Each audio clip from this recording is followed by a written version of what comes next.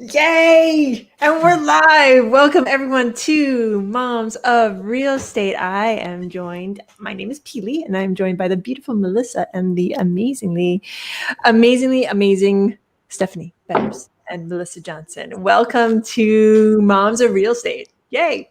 Yay! Happy Thursday. What? It said happy Thursday. Happy Thursday. I thought you said happy birthday. I was Me like, too. I was like, did I miss something? I was like, Right. my birthday was in July, but okay, I'll take it. Happy Thursday, everyone. So we're going to dive a little deeper into mentality of motherhood and where we're all at right now. Some of our children are in school. I think both of you, your children are already in school. Mine are going, so I'm sort of in the waiting period. So Melissa, how is that going? And how's your mind right now? Ooh. It's actually pretty good. Good. Yeah, we're starting to get in a routine, now that we had the first week down last week. That was crazy, but this week it's been better. The technology kinks have been worked out. Now, if I could control the interruptions, that would be awesome, but we're working on that. The technology kinks, that was the hardest part, I think. Yeah. It's so frustrating. So how did you push through it? Because I know for myself okay, by the way, Becca is out flying. She had an opportunity to go flying and we were all like, yeah, go have fun. Go have fun. So she might join us later. But I know Becca and I are still waiting for school to start. I wish we would just start already. All the meetings, all the information, all the emails. I'm just like all the paperwork. Let me just get the kid in school and let's see what happens. It's a lot. Yeah, I think what helped me kind of get through some of that stuff was just like getting organized with all of it. Because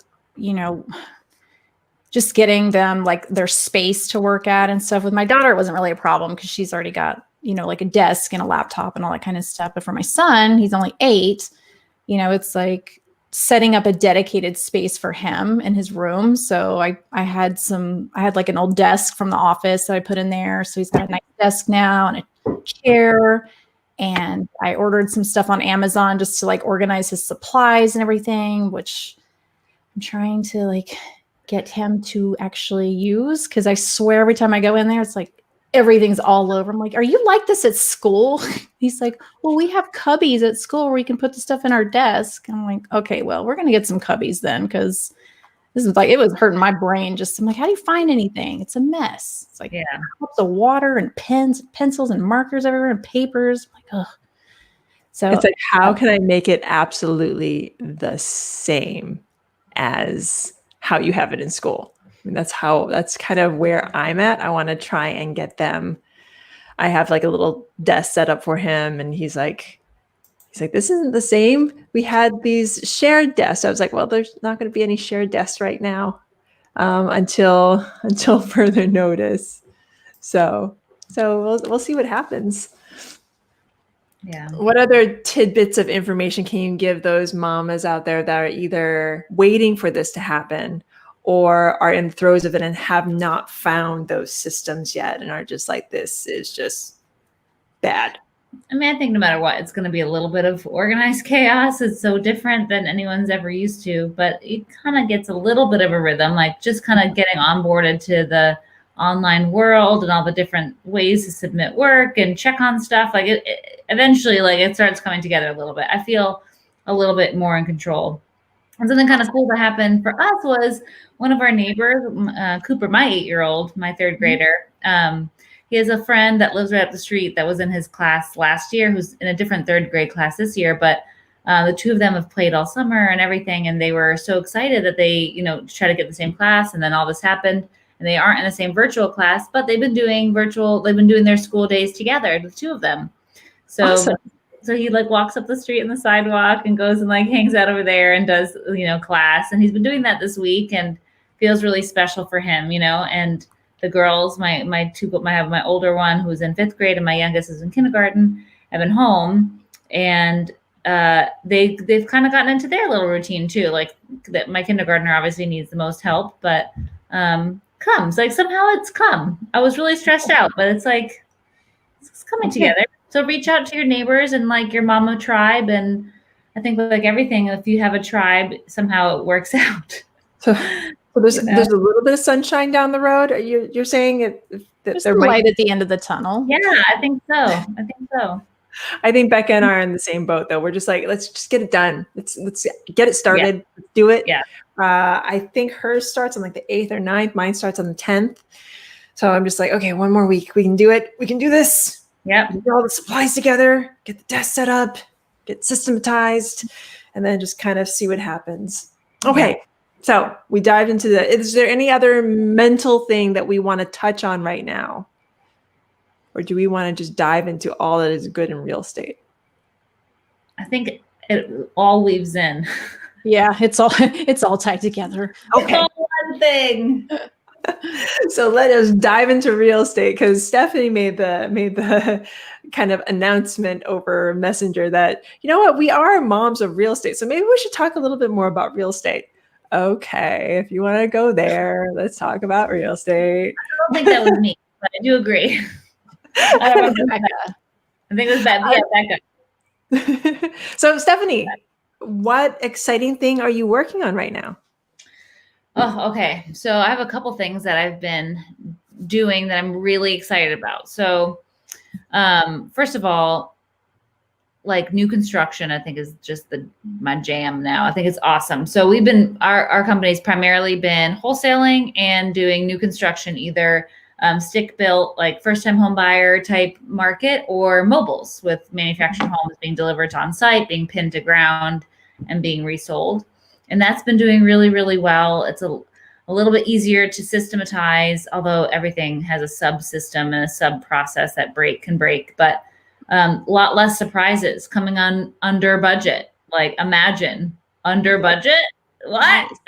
So because there's less surprises involved, like you really control most of the costs aside from lot prep. And generally you can get a pretty good understanding of that before you even pour a foundation. So new construction is something I'm really, really excited about.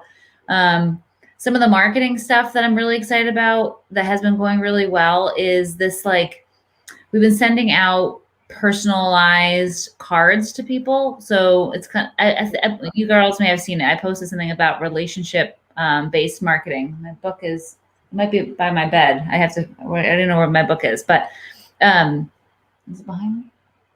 Anyway, I posted about this book on Facebook because it's just like, it kind of rung true, like inside, with making marketing about people instead of about leads. Mm-hmm. And I know it seems like kind of gushy to talk about that way, but that's made a really big difference in our business. Last week our company got brought in like 9 new contracts, and 4 of those people had gotten a card from us. And like they came in from other channels too. And like we've sent follow-up cards and all this stuff. It's like made a really big difference, So I'm just really excited about that. And I think it's really timely with what's going on in the world to just have some personalized messaging. Like a nice card that somebody gets in the mail, like blows people's minds, So I've been doing a little bit more of that with like this layered marketing approach to reaching homeowners and to reaching people who have vacant land. And we're trying to stand out a little bit with this like relationship-based marketing.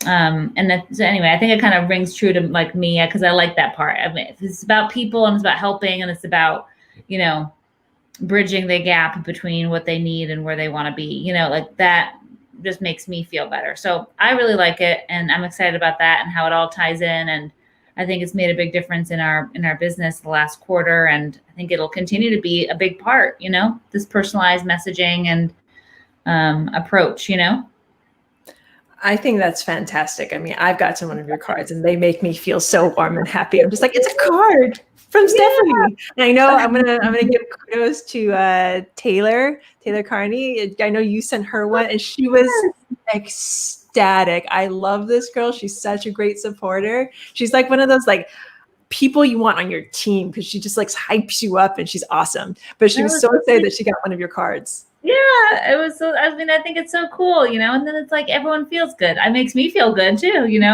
So It's like a Especially nice this surprise. time. I remember when you sent, I got a couple of them too. And it's like, oh my gosh, this is great. Like I never get stuff like that in the mail. You know, it's always just Brownies. junk. yeah, so I've been doing it with like my friends and my family too. And it's like kind of reminds you like this kind of stuff is really important these days and puts a little personal stuff out there and a little positivity out there. It's like makes it fun, you know? Yeah, So anyway. it's a little bit more of a step forward than just like a simple letter that used to like a yellow card or Yeah. yellow letters, whatever, we used to send back in the day. It gives you more personality, that you Yeah. actually care, that you want to help, that you care so much that you're going to give them some like sunshine in their day. Here's a card, a handwritten note. It's like a greeting card, you know, instead. Mm-hmm. I don't know, maybe it's just the state of the world right now, but I feel like everyone's just being like blasted. Everything's being blasted all the time. Emails, text messages, ads, TV, like everything is just a blast, I feel. And we're just like sitting back like, God, Yeah. You're making my eye water. yeah. So I think it's nice. And so I'm excited about tying that into the business. And I like marketing. How do you think that's up leveled your business? I mean, you said you have 9 contracts in the last quarter? Week. Yeah, see, that's crazy. Wow. 9 contracts in the last week, and you are doing so well right now. And just how did you? Okay, I have a couple of questions because last time we were diving into when we were in the same mastermind together, we were both flipping homes. We were both on that path. What took you on this path of new construction? And beyond everything that you've told us about, why did you go there? Oh my gosh, it's always multifactorial. I wish there was always like, hey, take this pill and everything gets better and, you know, whatever. But it was really a journey. And I think that what really stimulated us moving in that direction was looking at our 3 different verticals in our business. So our verticals are wholesaling, flipping, and new builds. Ever since we merged with Jeff Johnson in 2018, he brought new builds to the table, and they're generally higher end new builds, you know, like, and higher end in my market is like 500,000 sales price. Beautiful, beautiful homes, but 500 plus. And, you know, what he kind of did too is just like sprinkle in like smaller homes, and found that, you know, that the price to build and the resale price really was nice. Like there was a margin there, as opposed to the luxury homes where like just materials cost more and timelines are longer, and there's a certain expectation about the product at the end, you know, like don't sell a $500,000 house without a wine fridge in it, or like all the, you know what I mean? Like all these little extras and things. So I think the light bulb kind of came off when we looked back at the data of 2019, and it was not pretty. Like our flips didn't do well. Like we lost money in general in that vertical with flipping. We lost money because timelines went long. Contractors were divas and wanted more. There was a ton of work. It was hard to keep people on. Like, even though we had a deep bench of contractors, like there was just this churn, and it was painful. It was difficult to systemize, even though like I'm a systems girl and like I believe in it. Like every system I would put in place would like stick and then break and then stick and then break. And it was just this constant process. And then in the end, you know, if it's not making money and if you're breaking even or losing money, like, why am I doing this? You know? Yeah. So I think that 2019, and it's funny because, you know, you guys know that I do some consulting and stuff with Sharper, and I talk to a lot of rehabbers, and essentially if you had your main business model was flipping in 2019, you felt the pain.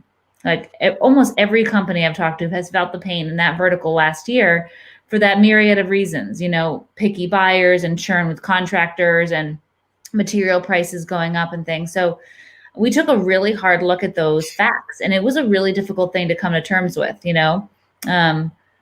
There's a book called Good to Great, and that was really influential too. And in Good to Great, it says, you know, you got to confront the brutal facts, and then you make it, and then you know, you still have hope and you still have a plan, but you've got to look at the numbers at the end. Like you've got to like confront what's happening.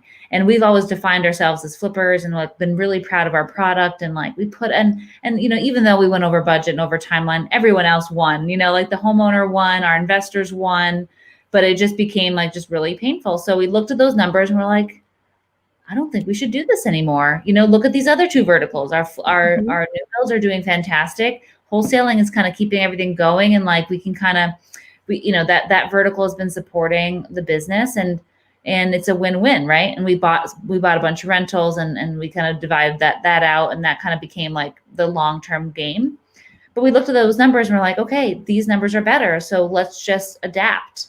So we did, and we made the decision in our annual planning meeting in January 2020 that we were not going to buy any more flips this year. And that was like so hard. I had to like sit on my hands. I could like, no, I want to buy this one. It's such a good deal. Like the wholesale deal would come through, but like, no, we need it. And it was really hard to stay focused.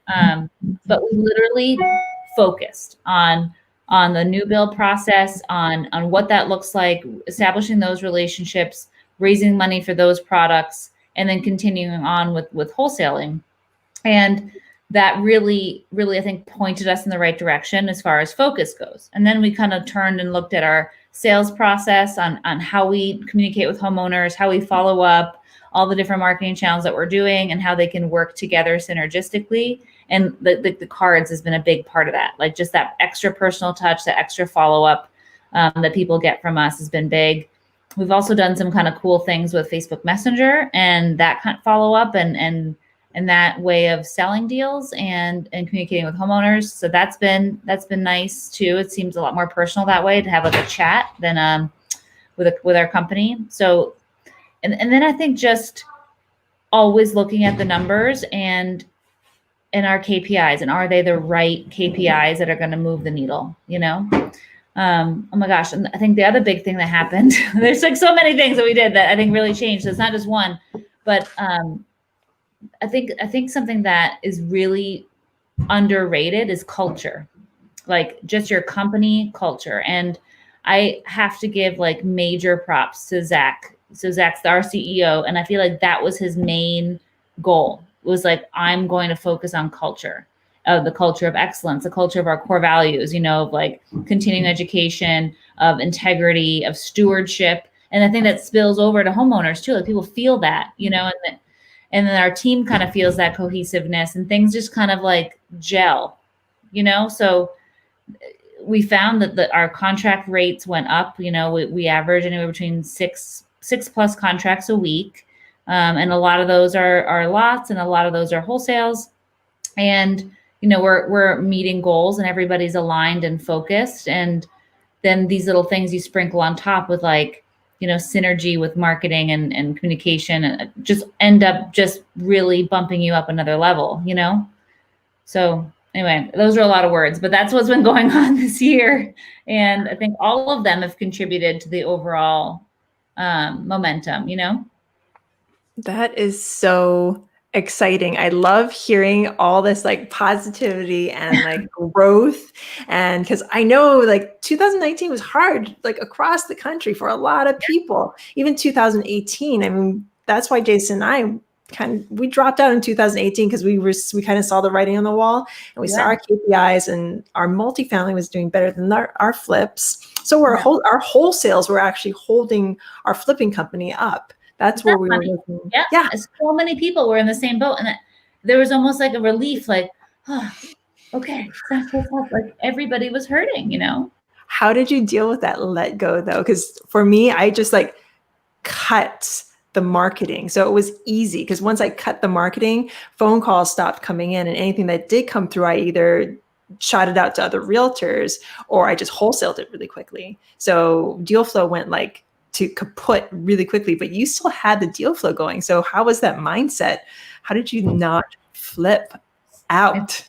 So knowing the numbers is the big one. Like I just doesn't make sense to do it. And I know I feel this way, but like it's not going to be the right thing for us to do. And I also think that I've acknowledged now that I am an opportunity addict. Like I think it's just as dangerous as any other addiction, honestly, like because I will literally kill myself chasing something that doesn't necessarily even make sense or help me in the end, but it feels like I'm doing something. So I think we've talked about that before, like, me being an opportunity addict. So like, I feel like I need to acknowledge this is a weakness. This is an opportunity, but I'm not going to do it because this is my focus. So I have to like talk myself off the ledge, and anyway, it's a little edge. I will fall off the cliff and like, yeah. That's a difficult thing to do. I have the same problem, but I keep a notebook and I just like, I have this whole like thing of ideas like that, like opportunities, like, because it's hard when you identify those, like, oh, that could really be something, but knowing I don't have the time or bandwidth for that right now, but I'm going to put it in the notebook and maybe, later. At least you get it out of your head. So Melissa, I know you're excited about something. What are you excited about? And just a note, I might have to jump out. I hear the littlest crying, so I might have to bring him in here, but we'll see. Yeah, my son just opened the door. I don't know if you could hear it, but he had that look like, get out. No, I'm excited. I feel like I'm getting to a better place than I have been lately. So I'm excited about that just because I've been working on my mindset actually. And that has, for me, that's been a big moment for me, just getting my mind right. And I noticed since I've been working on that, things are starting to kind of get a little bit easier. I feel like I can breathe just a little bit better now. And I feel like that's just going to continue. So I want to keep that momentum going. But so funny enough, like you were talking about relationship marketing and stuff. And that's something that I've been focused on for a while now. And a while back, I actually changed like all my marketing messaging to be more that way. And we've been really focused on referrals. And so I cannot stress enough to people how important and how valuable just getting referrals are. And that really comes from providing a really good service to people and being very people conscious and being very genuine and authentic, where people like you. And we went to this house the other day and we got it under contract and it was a referral. And there's like $100,000 spread on this deal. So that was, and what did that cost me? It was a referral, so what we do is we have like a referral plan thing. So we keep in touch with people that we've, sold houses to in the past and let them know, hey, if you know anybody that, wants to sell a house or, could use our services, please, let us know. We'll be happy to pay you a referral fee. So this one lady, I swear she has brought us like 3 deals already. And every time I send her a check for $500. Now you cannot beat that for a lead cost. $500 on $100,000 spread. That's pretty friggin' awesome. So referrals and how you treat people is everything. And she couldn't stop saying like so many nice things.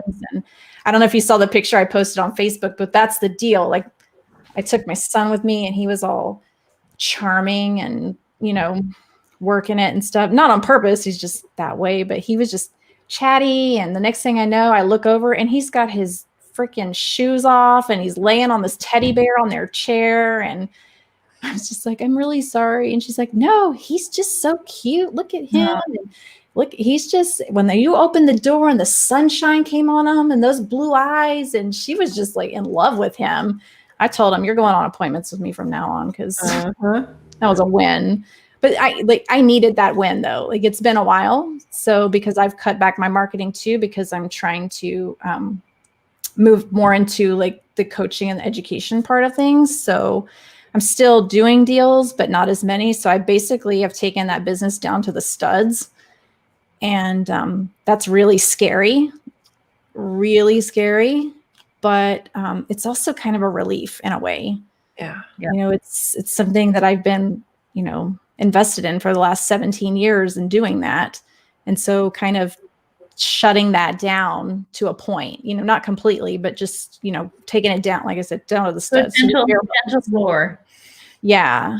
So it's like anything that comes in, we're going to wholesale unless it meets my criteria for a long-term passive income hold. And then I'll keep that. Everything else we're wholesaling. I'm not going to rehab anymore. I can't, like you, Stephanie, I just can't. I mean, it's profitable, but it's not worth the headache that it's been causing for me. So I think it'll come back, just like it did in 2000, 12 when, things kind of started picking back up again and made more sense. And I think it'll be back, but I think the next couple of years, I don't know. I think it works on a smaller scale. I think once you start trying to scale it, it just like the overhead it takes to sustain the systems, I think that's where the strain happens. I think you do a couple a year, you can do it and you can make a lot of money. But you try to do a couple a month, it can get very difficult from an overhead standpoint to keep everything on track, and then if that's your focus, then that's your focus and it's a beautiful thing. But like, if you're trying to do other things, then I think that's where, and that's what I was thinking. And I was going to say, just, it has to be right for you, like it was right for me for a long time, just like it was right for you for a long time, and you too, Peely. And then eventually, this is something I was just talking to somebody I interviewed on a podcast yesterday, and it's like, it's okay to stop doing something sometimes, if it doesn't serve you anymore and, you're not, making a killing at it and you're not super passionate about it, it's okay to stop doing it. And that's something I had to tell myself, just give myself permission, like, okay, because it's hard, you think, God, I worked so hard to do all this stuff and now I'm just going to like walk away from it. It's a hard thing, but it's not, when it doesn't serve you anymore, it's okay to walk away or pivot, being mindful of that. There's a season for everything, even in real estate. I mean, we talk about markets going up and down, and you need to go with the markets. And right now we're not in the market for flipping, none of us. And it's okay. I had to come to terms with that, like you, Stephanie, with you, Melissa. And I think with you taking it down to the studs, and you've made it manageable. Now you can actually manage that. And tell us a little bit, because you are getting into coaching and into mindset, into the educational part of real estate. Give anybody that's listening right now a little bit about your background, because anybody that's jumping in right now they're just seeing like 3 amazing women talking about real estate, but they don't actually know your background, Melissa, and why you are an excellent coach. While you're saying that, because I already know your story, I'm gonna go check on my 2-year-old because he's crying now. Oh, poor baby. My story. Oh man. Let's see. Well, flipping houses for I can't even with her face. Flipping houses, for 17 years, while raising a family. So a lot learned there. And then just a lot about, going from this whole model of, husband-wife team to building an actual team. Like that was a whole evolution, and just all the things, learned so much about that. I learned a lot about leadership. I learned a lot about marketing, finance, like analyzing business, creating strategies. And so it's kind of fun with the coaching to take all of those things and to be able to help people. I'm not interested in being a guru or anything like that. Like everything I do is one-on-one. And to me, that's, maybe you and I were talking about this. I don't remember, Stephanie, but I feel like there's something valuable in doing it that way. I don't believe in, for me, at least, and I'm not saying there's anything wrong with this, but for me personally, I don't like the coaching in a box really kind of a thing, because everybody's different. And I feel like everybody has different goals and different ways they want to achieve those goals. And, you can put information together for people, but if you're going to actually coach somebody, it really needs to be based in what they're doing and what are their goals. And that's usually the first thing that I do is just, why are you doing this? And what do you hope to get out of it? Starting there, because that's really everything, and then we build a strategy around that and stuff like that. So that's where I'm focused. It's more of personalized, like personal attention to people. That's really what I want. And then I'm still doing group things too, to be able to help in a general way, but I really enjoy the one-on-one. It just feels right. Yeah. And I think that's how you make the biggest impact, because, every situation is different, like you're saying, and everyone has different goals, and you can't just speak to the crowd and have everybody, have it apply to everybody, Yeah. It is tough though. There's that hard thing too, where you're, it's like if I'm sitting here with all this experience and everything, and I want to share that, and it's good, but then, getting people to take action, that's a whole other thing. The want has to be there for sure. Yeah. You can't want it more than they want it, right? Yeah, exactly. And it's like, it amazes me, the people that reach out sometimes, and it's like they want coaching and stuff like that. And then, you talk to them, and then it's like, well, I'm not really sure, it's like, well, you reached out for a reason. So, let's talk about that. What is, I kind of like to try to dig deeper with that and figure out, what the real problem is. Cause a lot of times, honestly, it's mindset. Yeah. And that's why I think doing these podcasts and stuff with you guys is helpful, because it does show there's such a big connection between your mindset and your business and how you're running everything. And I firmly believe your business is a reflection of who you are. And if you're a hot mess, your business is going to be a hot mess. It's true. It spills over. Anyone that says it doesn't is a liar, or they're hiding it really well, because you cannot, it all goes together. Your mindset, how you run your business, how you treat people, it's all one and the same. So forgive me if I missed this, but did you tell people about the challenge that you're doing right now?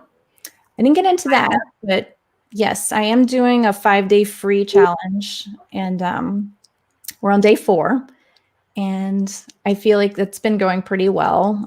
It's a broad challenge, so it's a 5-day change your life, change your business, change your life. Again, because I feel like the two are intertwined. So it's covering mindset.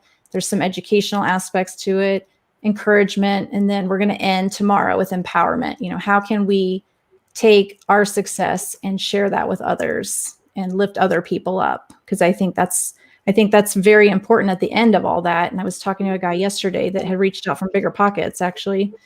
And he's like, nobody will help me. And I felt so bad for this guy. And I don't know why. And he's like, can I call you sometime? And so, we arranged a call and stuff, and I'm talking to this guy, and I'm like, makes me sad. Nobody wanted to help this poor guy. He's actually doing stuff. It's not like he's, I want to take you to coffee, pick your brain guy. He was actually a real hustler, go-getter. He's done a deal. He did all the work himself because he's a contractor. And he's like, I know that I shouldn't do that. And I know the people that are really successful in this business aren't out there swinging hammers. And he's like, but I said, well, it was a learning opportunity. What did you learn from that? What will you do different next time? And, but his mindset was so good, and just taking the time to walk through that with him. Whereas there's other people you talk to and the mindset is so off, they want to educate and just sit there and not ever do anything, and then be mad when nothing happens, and that's a frustration. So taking the time to work with people that are motivated has been awesome, because that excitement, I feel that excitement, and it makes me excited. And then there's this whole like, we could do this and this and this, and we're just making plans and talking about stuff, and it's exciting. Yeah. And yeah. And there's people out there that need your excitement, I fully believe that there are, like, the student will find the coach and the coach will find the student. And you might have to go through a few coaches until you find the right one. But I found that any coach that I've ever had in real estate, I've taken something from them. Any mentor that I've had in real estate, whether it's, I've learned so much from the both of you, Stephanie, from you and from you, Melissa, just on my journey, whether it was flipping, whether it was mindset. The tidbits of information that you get from the people that you surround yourself with. This is where you find your coaches. This is where you find the people that take you to the next step. So I can't wait to see how you take people to the next step, Melissa. If there are people who are for some reason only hearing about this right now, how can they still jump in, or do they have to wait until the next 5-day challenge? Well, I was just thinking about that this morning. And actually, I think after I wrap up tomorrow, I've got deliverables and all kinds, like just things to help, like little activities and stuff. And it's not anything difficult, but I think I'm going to put it up on my website when I'm done, and then people can access the videos and stuff that way. And I might turn it into a webinar down the road. So that could be something also, because I just, it was like one of those things, because, I have a business coach also, because I firmly believe in coaching, and, he's like, just do it. And I'm, like, well, what should I use and how should I set it up? And, I don't know. And I was going to use StreamYard and all this stuff. And finally I was like, you know what, forget it. Like, I'm just going to do Facebook Live. I'm going to put this in a Facebook group where people can join. And that was just like the easiest, quickest way to actually execute the whole thing. Tony Robbins does it that way. I mean, he does it on a bigger scale, but that's exactly what he did when he brought UPW back, or right before when he did his comeback challenge. He just put a Facebook Live. Yeah. And I put it in a private group for now, but I mean, eventually I might make that public or something. I don't know. Still got to figure out the logistics of that stuff, but I did it. And you know how nervous I am about doing Facebook Live. So it's way out of the comfort zone doing that. So every day when I sit here, I'm like, I feel like an idiot talking to myself in front of the camera. But if I can impact one person, then I'm willing to be an idiot for that. So you are not an idiot. You're talking to people and you're reaching so far and wide, and you're going to help so many people. I'm so excited for you. I'm so excited. By the way, that's very negative self-talk. I just feel silly, I guess is what I should say. It feels very uncomfortable for me to sit in front of a camera and talk to myself. It's not your comfort zone. So just think of it this way. When I'm like talking to the camera, I feel like I'm just talking to the world. I'm talking to 1 billion people. And actually that scares me too, but it makes me feel better at the same time that I'm not just in a room in my office talking to the computer. Just stop staring at the green dot. Yeah. It intimidates me. So I am excited for both of you ladies. Where are we? 143. I'm going to quickly, I guess, tell you what I'm excited about. Jason and I are we may be jumping into a new market. We're going to figure that out. And we are closing on 2 properties. Either we were supposed to close in a couple of days. We're closing in a couple of days. We're closing it in a couple of, within the next week on 2 different properties. So we're super excited on both of those. And I mean, that for anyone that's listening came out of a genesis, sort of the same genesis that Stephanie and Melissa went through. Melissa has many, many more years of experience than Jason and I did, but we jumped into the same group as Melissa and we learned so much. Again, plugging you, Melissa. Melissa, if anybody who's listening right now and you want to learn how to do it correctly. Your girl. This is your girl. This is your girl. Melissa, talk to Melissa, call her up, message her, anything. Just get in contact with her. I've learned so much from this lady. Oh, thank you. So, of course. This is where the genesis lies. This is where we started. I mean, I started flipping. I started doing residential. We got into wholesaling and I was against wholesaling. I was like, okay, I'll do wholesaling. And wholesaling ended up like lifting up the flipping. We ended up flipping longer because of wholesaling. And we made a good amount of money, but it was multifamily where our heart lay in real estate, and that's where we love to be. So we're going to close on a couple of deals there. We have fantastic partners, and we're looking for the future, and we're looking to get into more deals, and it's been really good. It's been really good, and we're also looking to move closer to our area. So Tennessee, here we come. Awesome. Yay! So that's what I'm excited about. That's awesome. That's a lot of good stuff. Everyone has so many awesome things to be excited about. Yay! 2020 is not going to take us down, okay? No. We're going to end strong. That's right. Yes. 2020, we got you. We got you. Maybe 2020 just needs a big old hug.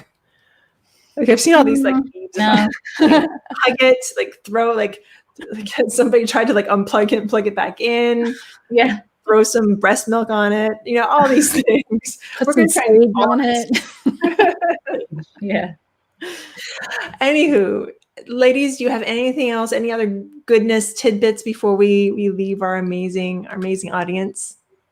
I just have to say that I can't say enough about your mind and how big a role it plays in everything. And, you know, I mean, obviously I have the female experience and the male experience may be similar, maybe incredibly different. But what I find that has always helped the most is finding my tribe, you know, finding the people that I can bounce ideas off of, that will tell me the truth, that I can get like nitty gritty with, you know, and if that's, you know, a small group of girls, if that's a coach, or, you know, there's a tribe out there. And I really believe that you need that, you know, and it's part business strategy, but it's so much more mind than anything else, you know, and it seems like really corny to say, but it's not. It's like really true. If you get your mind right and you can envision what you need, and then have a supportive tribe around you or a supportive coach around you, like that's what it takes, you know?